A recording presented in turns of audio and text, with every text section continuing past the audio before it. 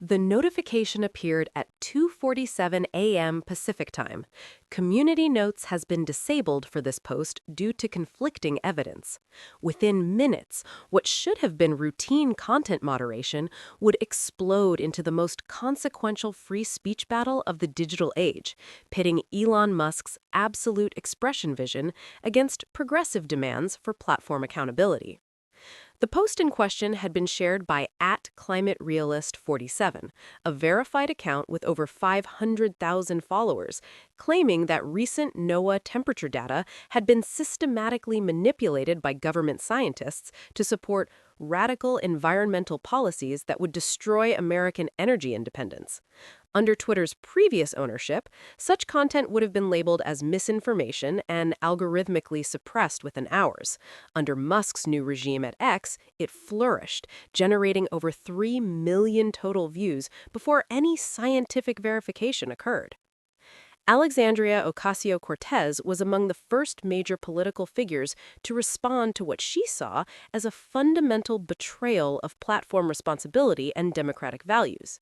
Her Twitter thread, posted at 6:23 a.m. during her morning routine, would be viewed over 15 million times and set the tone for a conflict that would reshape how Americans understood the relationship between technology, truth, and democratic discourse.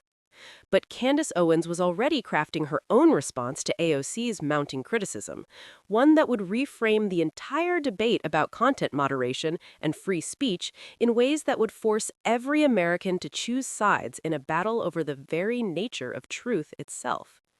X's transformation represented far more than simple rebranding or corporate restructuring. It was a fundamental philosophical shift in how one of the world's most influential communication platforms approached the balance between free expression and content safety. Elon Musk's free speech absolutism wasn't merely a corporate policy change, it was an unprecedented experiment in digital democracy that would test whether open discourse could survive without traditional editorial gatekeepers. The changes implemented throughout late 2024 and early 2025 were both swift and dramatically transformative. Content moderation teams that had previously employed over 7,500 people were systematically reduced to skeleton crews of fewer than 800.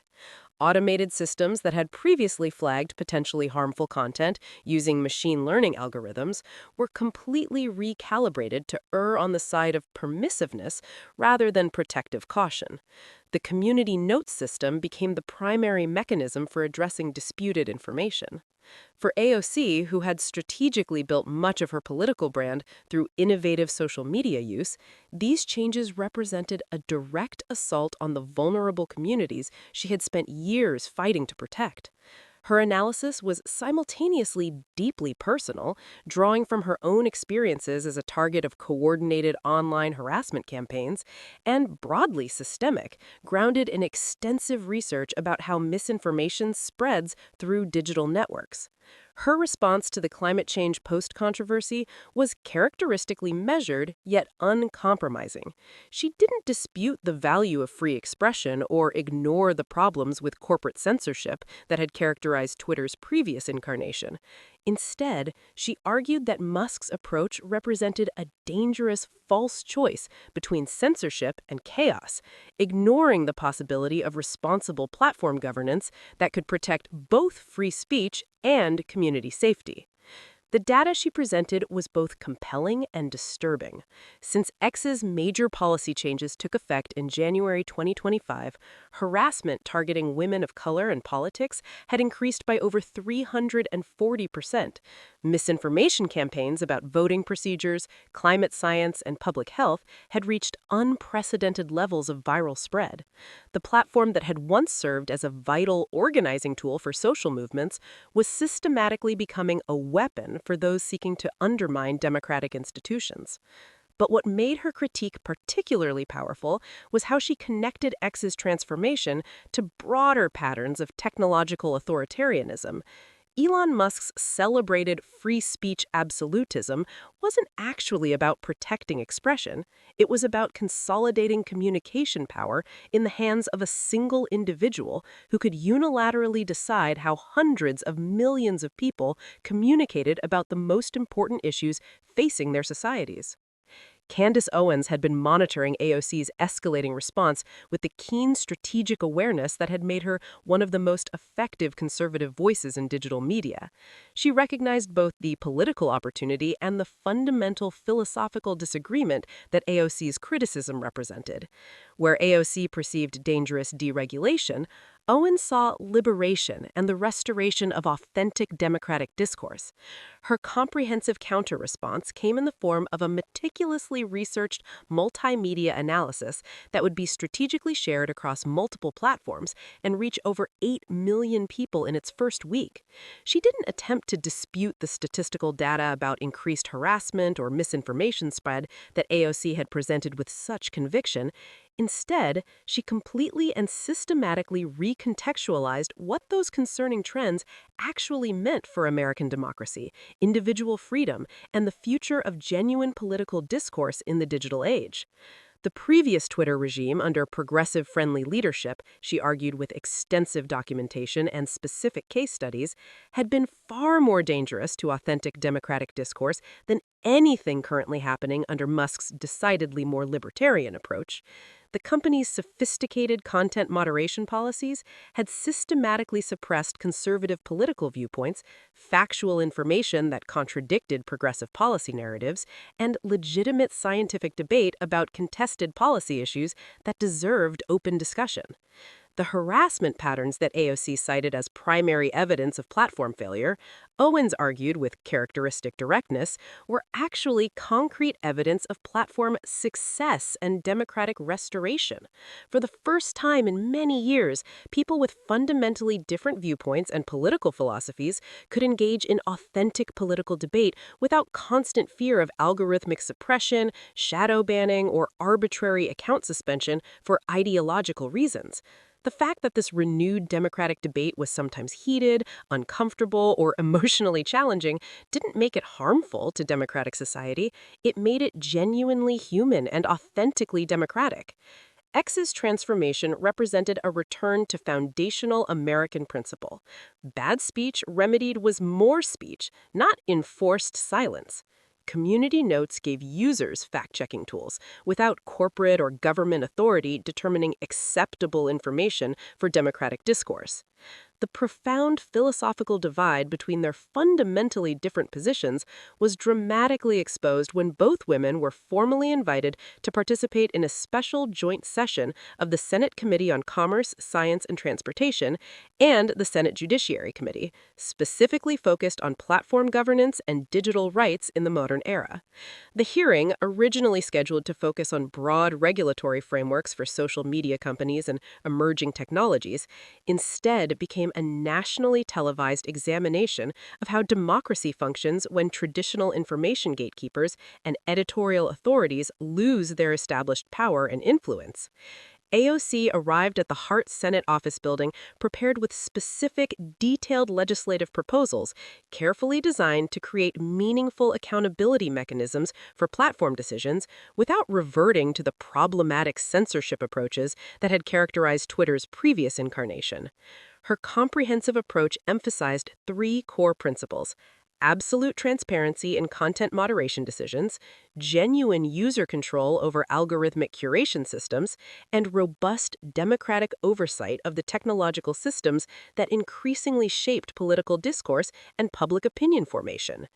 She proposed mandatory real-time disclosure of all content moderation decisions, giving individual users the fundamental right to understand exactly why their specific content was restricted, promoted, or algorithmically suppressed.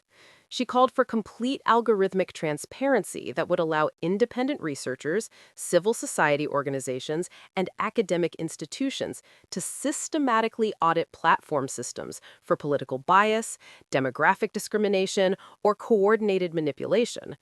Most importantly, for democratic governance, she proposed innovative democratic participation structures that would give platform users meaningful, institutionalized input into platform policies, rather than leaving these crucial decisions exclusively to corporate executives, government bureaucrats, or unaccountable technical teams. Her policy framework was constitutionally sophisticated and politically astute. Rather than arguing for increased censorship or government control, she was fundamentally arguing for more genuine democratic control over the technological systems that determined how information flowed through digital networks and shaped public discourse. The primary goal wasn't to restrict speech or limit political expression, but to ensure that any restrictions were imposed through transparent, democratically accountable processes rather than arbitrary corporate decisions made behind closed doors. Owens approached the same high profile hearing from a fundamentally different philosophical and political position. Her prepared testimony focused intensively on what she systematically characterized as the progressive movement's coordinated, long-term campaign to control American political discourse through sophisticated corporate proxy censorship mechanisms that traditional First Amendment constitutional protections were never designed to address or prevent. The fundamental problem with AOC's seemingly reasonable approach, she argued, with compelling examples and detailed documentation, wasn't that it would inevitably create more direct government censorship. The deeper problem was that it would institutionalize, legitimize, and expand the exact same type of systematic ideological control that had already made Twitter a demonstrably hostile environment for conservative voices, traditional viewpoints, and dissenting opinions.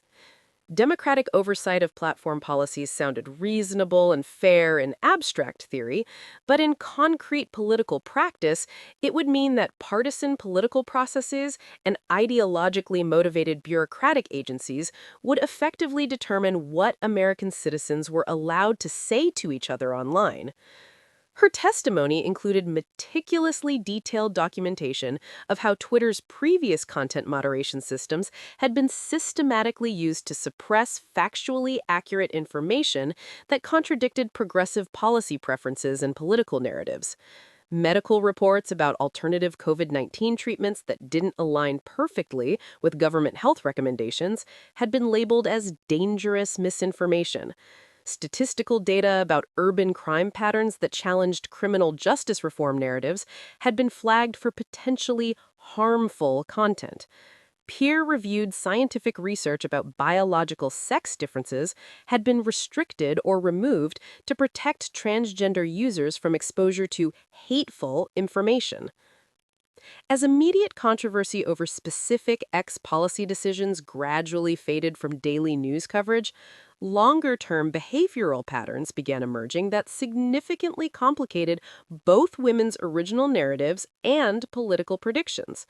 The platform's transformation under Musk's leadership had indeed led to measurable increases in harassment and misinformation spread, exactly as AOC had predicted with considerable accuracy, but it had simultaneously led to documented increases in political engagement, more diverse viewpoint representation, and greater ideological diversity in viral content, precisely as Owens had consistently argued would occur. The community note system, despite its obvious limitations and occasional failures, had proven surprisingly more effective at correcting misinformation than traditional top-down fact-checking approaches in many documented cases.